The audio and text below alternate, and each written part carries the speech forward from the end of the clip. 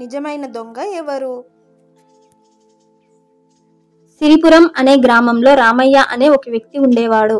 రామయ్య పేదవాడు. కూలి పనులు చేసుకుంటూ జీవనం సాగించేవాడు. రామయ్య వాళ్ళ అమ్మ ముసలావిడ. ఆవిడకు ఒకరోజు బాగా జబ్బు చేసింది. రామయ్య కూలి పనులు చేసిన డబ్బుతో ఇల్లు గడవడమే కష్టంగా ఉండేది. రామయ్య వాళ్ళ అమ్మని చూసి బాధపడుతూ ఇలా అనుకుంటాడు, అమ్మకి బాగా జబ్బు చేసింది, ఒకసారి ఆస్పత్రిలో చూపిస్తే బాగుండేది. కానీ నా సంపాదన ఇంటి ఖర్చులకే సరిపోవడం లేదు. ఇప్పుడు ఏం చెయ్యాలి అని అనుకుంటుండగా రామయ్యకి ఒక ఆలోచన వచ్చింది. రామయ్య తన యజమాని అయిన కొండయ్యను అప్పు అడగాలి అని అనుకుంటాడు. రామయ్య రోజులాగే పొలంలో పని పూర్తి చేసి తన యజమాని అయిన కొండయ్య కోసం ఎదురు చూస్తాడు. కొండయ్య పొలం దగ్గర ఎక్కడా కనబడకపోవడంతో రామయ్య ఇలా అనుకుంటాడు, అయ్యగారు ఇక్కడ ఎక్కడా కనిపించడం లేదేంటి? ఈరోజు అమ్మ కోసం కొంత డబ్బును అప్పుగా ఇవ్వమని అడుగుదాం అనుకున్నాను, కానీ అయ్యగారు ఇక్కడ లేరు, ఇప్పుడు ఎలా అని అనుకుంటాడు. కొద్దిసేపు అక్కడే ఎదురు చూసి కొండయ్య రాకపోవడంతో కొండయ్య ఇంటికి రామయ్య వెళతాడు. అక్కడ కొండయ్య భార్య లక్ష్మి ఉంటుంది.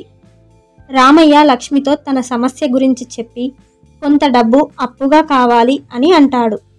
అప్పుడు లక్ష్మి రామయ్యతో ఇలా అంటుంది, ఏంటి డబ్బులా? డబ్బులు లేవు, గిబ్బులు లేవు, డబ్బులు ఏమైనా చెట్లకు కాస్తున్నాయా అంటూ రామయ్యను అవమానించి పంపించేస్తుంది.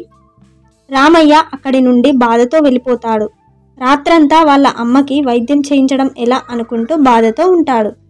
మరుసటి రోజు గుడిలో ఉత్సవాలు కావడంతో రామయ్య ఇంకా ఊరిలో జనమంతా గుడి దగ్గర ఆడుతూ పాడుతూ ఉంటారు. కొండయ్య భార్య అయిన లక్ష్మి కూడా గుడి దగ్గరికి వెళ్ళాలి అనుకుని అలంకరించుకోవడానికి నగల పెట్టెను తీయగా అందులో నగలు కనిపించవు. నగలు ఎవరో దొంగతనం చేశారని గ్రహించి పనివారినందరినీ పిలిచి అడుగుతుంది. ఇంతలో లక్ష్మికి రామయ్య విషయం గుర్తుకొస్తుంది.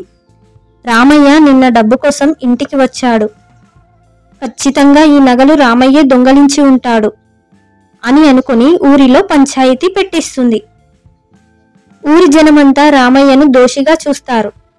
కానీ రామయ్య, నేను ఏ దొంగతనం చేయలేదు, నన్ను నమ్మండి, నా మీద అనవసరంగా నిందలు వేయవద్దు, దయచేసి నన్ను నమ్మండి అని అంటాడు. నాకు 2 రోజుల సమయం ఇవ్వండి, నన్ను నేను నిరూపించుకుంటాను అని అంటాడు. ఊరి ప్రజలు రామయ్యకు కొంత గడువును ఇస్తారు. రామయ్యకి సహాయం చేయడానికి రజిత అనే ఒక అమ్మాయి రామయ్య దగ్గరికి వస్తుంది. రజిత కూడా కొండయ్య దగ్గర రామయ్యతో పాటు కూలి పనులు చేస్తుంది.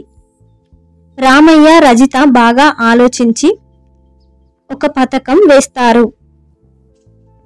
రామయ్య ఆ రోజు రాత్రికి దొంగతనం జరిగిన నగలు బంగారువి కావు అని, బంగారు నగలు జాగ్రత్తగా గుడిలో దాచిపెట్టాను అంటూ పేపర్లు అంటిస్తాడు.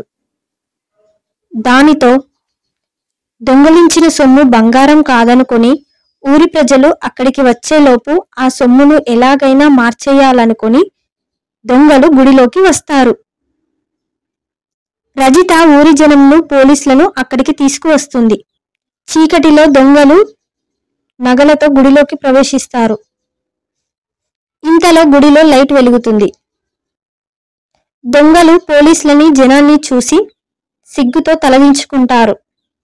లక్ష్మి తన తప్పును తెలుసుకుని ఊరందరి ముందు క్షమాపణలు చెబుతుంది. రామయ్య నిర్దోషి అని తెలుసుకుని పోలీసులు రామయ్య చేసిన పనికి రామయ్యకు చెక్కును బహుమానంగా అందిస్తారు. రామయ్య ఆ డబ్బులో కొంత మొత్తం తన స్నేహితురాలు అయిన రజితకు ఇచ్చి మరికొంత డబ్బుతో వాళ్ళ అమ్మకి వైద్యం చేపిస్తాడు. మిగిలిన డబ్బుతో ఇంటి ముందే కూరగాయల వ్యాపారం పెట్టుకుంటాడు. Subscribe for more stories. Please like and share. Friends, మీకు మరిన్ని కథలు కావాలంటే చిన్నారి కథలు ఛానల్ని లైక్ చేసి సబ్స్క్రైబ్ చేయండి.